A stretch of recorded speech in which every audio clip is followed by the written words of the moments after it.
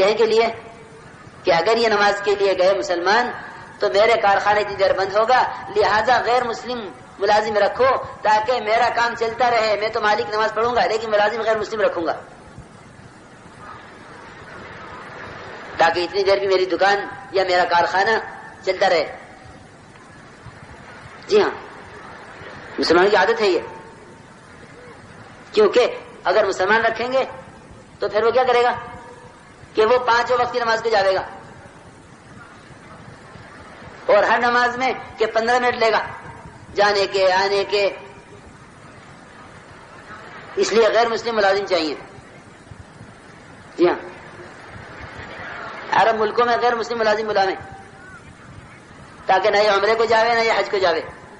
جی ہاں، یہ نماز پر یقین نہ ہونے کی وجہ ہے کہ مسلمان کو نمازی ملازم نہیں چاہیے.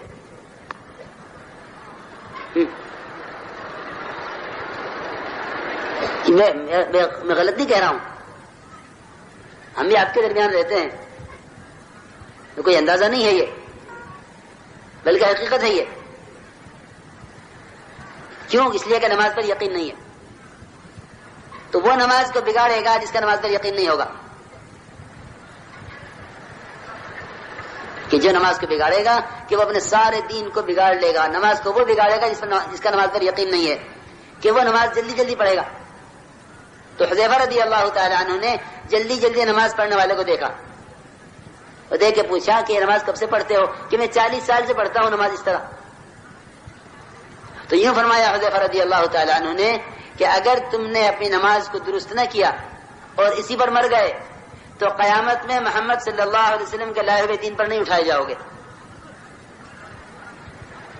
جس دین کو لے کر محمد صلی اللہ علیہ وسلم بھیجے گئے ہیں، قیامت میں اس دین پر نہیں اٹھائے جاؤ گے. یہ وعید ہے سخت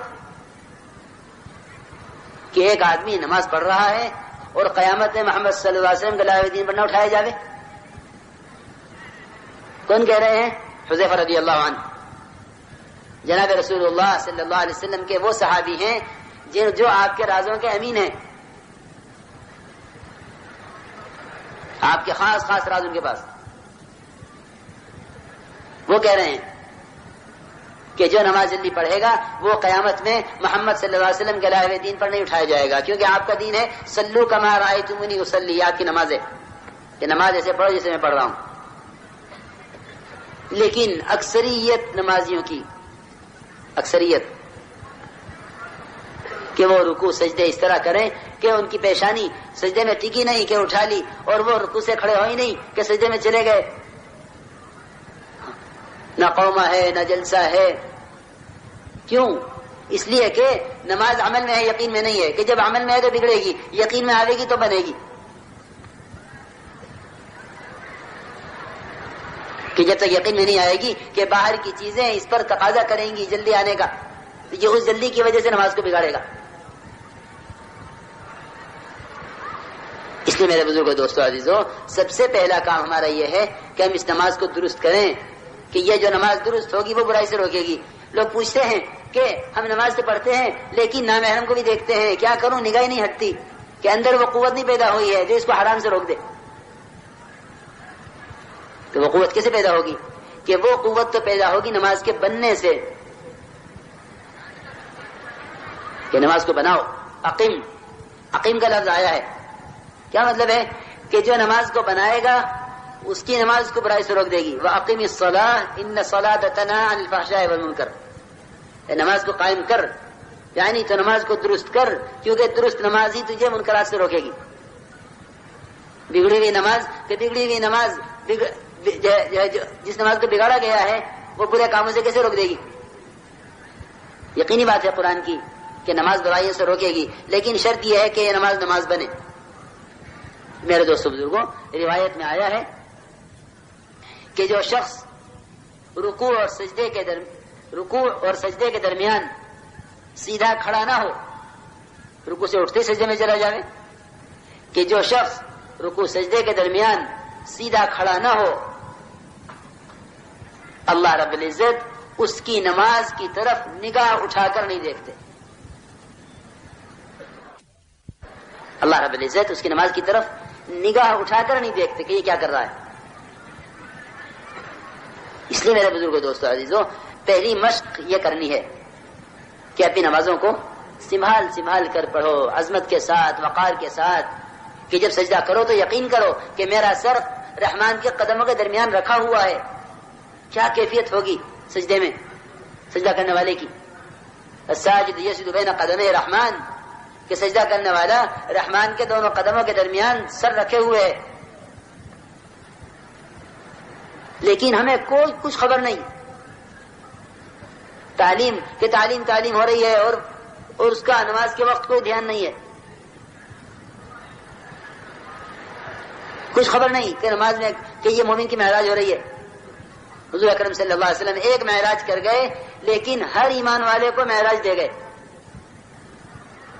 کہ مومن کی معراج ہے اور اس کی معراج ہو گئی، اسے خبر بھی نہیں. جی ہاں، کہ وہ قرب بھی ہے اور تنہائی بھی ہے اور اللہ کے ساتھ سرگوشی بھی ہے، سب کچھ ہو رہا اور اسے کچھ خبر نہیں. کیونکہ میرے بزرگوں دوستوں اب اعمال بھی غفلت سے ہو رہے ہیں، کیونکہ اعمال عادت بن گئے. عمل کیا بن گئے؟ عادت. حالانکہ ہمیں ہر عمل کو ذکر بنانا ہے اللہ کے دھیان سے. اللہ کے دھیان سے ہر عمل عبادت بنے گا، کہ سب سے پہلے نماز عبادت بنے گی اللہ کے دھیان سے. نماز عبادت بنے گی سب سے پہلے اللہ کے دھیان سے. اس لیے ہمیں نمازوں کے اندر اللہ کے دھیان کی مشق بھی کرنی ہے کہ نماز کو ذکر بناؤ. نماز کو ذکر بھی کہا گیا ہے قرآن میں، نماز کو ذکر بناؤ. فَسَعُوا إِلَىٰ ذِكْرِ اللَّهِ، کہ دوڑ پڑو اللہ کے ذکر کی طرف. کہ نماز کو ذکر فرمایا اور نماز کو ایمان بھی فرمایا ہے قرآن میں، کہ نماز کو ایمان بھی فرمایا، نماز کو ذکر بھی فرمایا. یعنی اپنی نماز کو یقین بھی بناؤ اور اپنی نماز کو اللہ کے دھیان سے ذکر بھی بناؤ اور اپنی نماز کو اللہ کے ذکر سے اطاعت پر بھی لاؤ. جو نماز بنے گی نہیں وہ ذکر نہیں بنے گی، کیونکہ ذکر اطاعت کو بھی کہتے ہیں. حضرت عمر رضی اللہ عنہ فرماتے ہیں ہر اطاعت کرنے والا ذاکر ہے. تو اپنی نماز کو اطاعت پر لاؤ. یعنی جس نے نماز کو بگاڑا ہے کہ اس نے بھی نماز کو اطاعت پر، کہ وہ اپنی نماز کو اطاعت پر نہیں لایا، اور جب بھی نماز کی اطاعت پر نہیں لایا کہ وہ اپنی پوری زندگی کو اطاعت پر نہیں لا سکتا. اپنی زندگی کو اطاعت پر نہیں لا سکتا جب بھی نماز کو اطاعت پر نہیں لایا. اس لیے نماز کو صحیح کرو علم سے، کہ نماز کا علم حاصل کرو کہ کیسے نماز بنے گی، کیسے نماز بگڑے گی، کیا چیزیں نماز کو فاسد کریں گی. اس کا علم حاصل کرو. یہ نہیں رکوع کر لیا رکوع کرنے والوں کے ساتھ، سجدہ کرنے والوں کے ساتھ، کہ نہیں نماز سیکھو، کہ نماز سیکھو. ورنہ یہ حرکتیں ہیں کہ یہ نماز کا ظاہر ہے، اندر کیا ہو رہا ہے کہ وہ سیکھنے سے پتہ چلے گا. جب حلقوں میں بیٹھتے ہیں مذاکروں کے تو پتہ چلتا ہے کہ نماز میں کتنی کمی ہے. اس لیے میرے دوستو عزیز بزرگوں پہلا کام یہ ہے کہ ہم اپنی نمازوں کے ظاہر کو درست کریں اور پھر اپنی نماز کے اندر اللہ کے دھیان کی مشق کریں. اللہ کے دھیان کی مشق کریں، یہ دوسری مشق ہے. اور تیسری مشق یہ ہے نماز کے اندر کہ ہم نماز سے اپنے مسائل کو حل کروائیں. یہ 3 مشقیں ہمیں نماز پر کرنی ہے. اللہ کے راستے میں نکلے ہوئے ہوں تو، مقام پر ہوں تو، سب کے لیے یہ بات ہے کہ نماز پر 3 مشقیں کرنی ہیں. ایک سب سے پہلی مشق اس کے ظاہر کو درست کرنے کی، کہ اس میں رکوع، سجدہ، قومہ، قاعدہ، جلسہ ٹھیک ہو، اور اس میں سورہ فاتحہ، قرات اور سورت ٹھیک پڑھی جاوے. اس میں تحیات، اس میں دعائے قنوت، کہ اس کو یاد کیا جاوے ٹھیک. یہ ایک پہلی مشق ہے. اور دوسری مشق اس کے اندر اللہ کے دھیان کی ہے.